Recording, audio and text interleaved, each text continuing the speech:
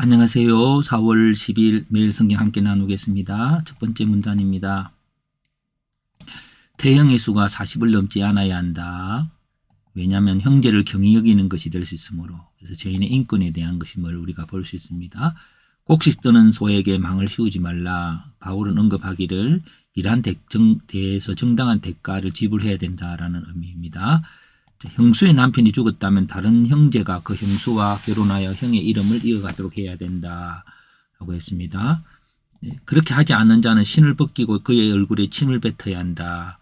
왜요? 형제의 집 세우기를 절개하지 않았으므로 이렇게 왜냐 어떻게 하면 신 벗긴 자의 집이라고 부르고, 신 벗긴 자는 그 당시에 노예였습니다. 노예가 신발을 신지 않았다고 합니다. 싸울 때 사람의 음낭을 잡는 여인의 손은 찍어버려야 한다. 참 이것도 여러 가지 어려운 해석이 될 수 있습니다만은, 저는 아무리 약자라도 강자의 치명적 약점을 이용하지 말아야,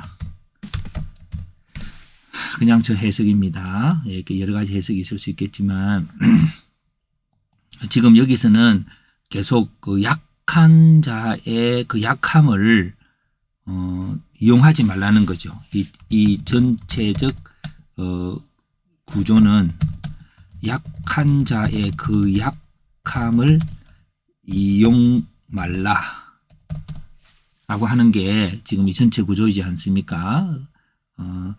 예, 그렇습니다. 공정한 저울추를 두어야 한다. 왜냐하면 하나님이 주시는 땅에서 날이 길도록 하기 위해서 공정하지 못한 저울추는 악한 것이라고 했습니다. 예.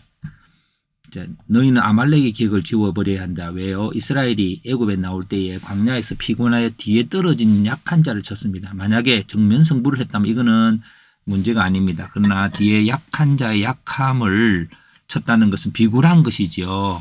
예.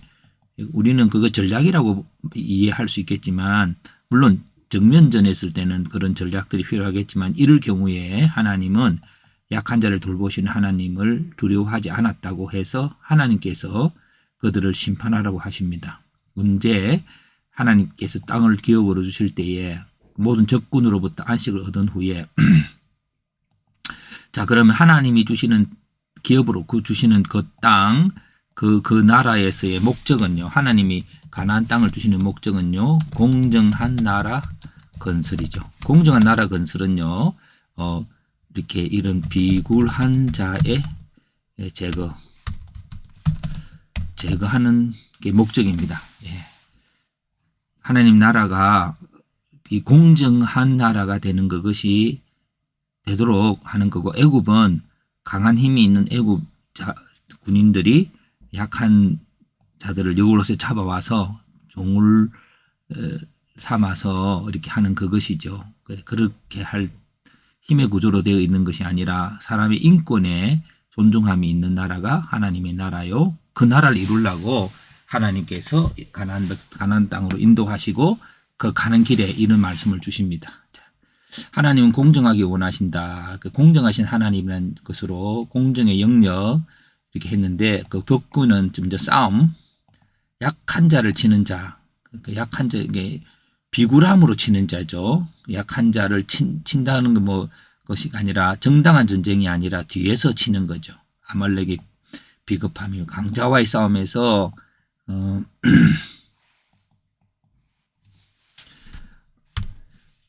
약한 여자가 상대를 제압하려고 하는 수단으로 남자의 음낭을 잡지 말아야 한다라고 했어요. 싸움에도 법칙이 있는 거죠. 그래서 오늘 그 남자의 음낭이라고 하는 이 주제는 사람의 치명적 급소, 약한 점이죠. 그 약한 점을 이용하는 것에 대한 어떤 것을 계속 전체적인 주제로 볼 수 있습니다. 두 종류의 키를 가졌을 때 공정한 기준을 가져야 하고요. 죽은 형제의 기업을 이어야 한다. 그렇게 고엘의 제도입니다. 매가 40이 넘지 않도록 죄인의 인권, 곡식 뜨는 소에게 망을 씌우지 말 것, 또 일한 자에게 돈을 안 주면 못 받는 거지만은 그것을 하나님이 보시는 거죠. 그래서 얘가 심판을 하실 때에 그 약한 자를 쳤던 아말렉은 하나님을 두려워하지 않았다고 했습니다. 그래서 가나안 정복 후에 아말렉을 진멸하라고. 진멸은 하나도 남기지 않고 소멸하는 것입니다.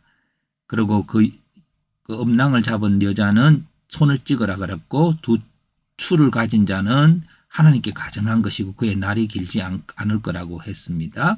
그의 날이 길지 않은 것은 소멸된다는 말이죠. 그래서 또 형수로 기업을 잊지 못하도록 한 것은 신벗은 자의 집이라고 하는 자, 곧 수치스러운 자라고 하는 이름으로 불려진다는 거죠. 그리고 재판에서도 죄인의 인권을 생각하고 죄인이라고 해서 함부로 대하지 않게 하시고 또 그의 일에 대해서 정당한 대가를 지불하라고 말씀하십니다. 자, 한번 그 해석을 해보았습니다. 공동체로 살아가는 우리의 여러 가지 삶은 공정이라는 기준이 있습니다. 서로 경쟁하고 싸우고 장사하고 유산을 남겨주고 재판에서 죄인으로 취급하는 일을 지급하고 일을 시키는 것 같은 그런 삶 속에서도 공정은 매우 중요합니다. 왜냐하면 각 사람을 창조하시고 섭리하시는 하나님이 그들 가운데 계시기 때문입니다.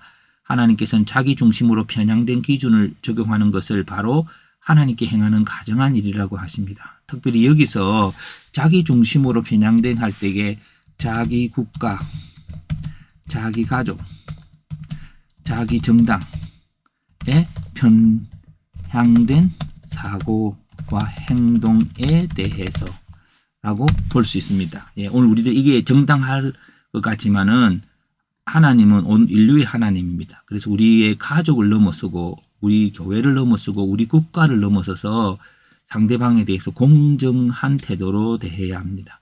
그 공정을 잃어버리면서 자기 중심화되어 있는 그런 정당에 대해서 하나님은 함께하지 않는 것이죠. 자, 다시 읽습니다. 우리는 약할 때, 죄인이 될 때, 품꾼으로 일할 때, 남편을 잃을 때가 있다. 그때 하나님께서는 그들의 약함이 또 그들의 또 때로는 죄인으로서의 악함이 그들의 가난과 불행이 다른 사람들이 그들을 조종하거나 학대하지 않도록 하신다.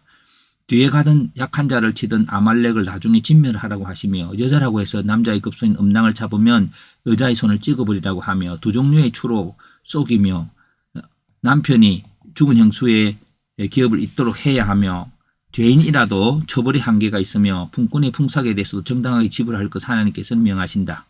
모든 사람을 하나님 앞에서 대하는 것이 공정한 태도를 갖는 비결이다.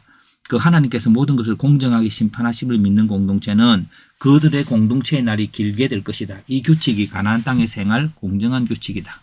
예, 가나안 땅에서 행할 공정한 규칙이라는 것은 이런 삶을 살게 하시려고 애굽에서 구원하셨다.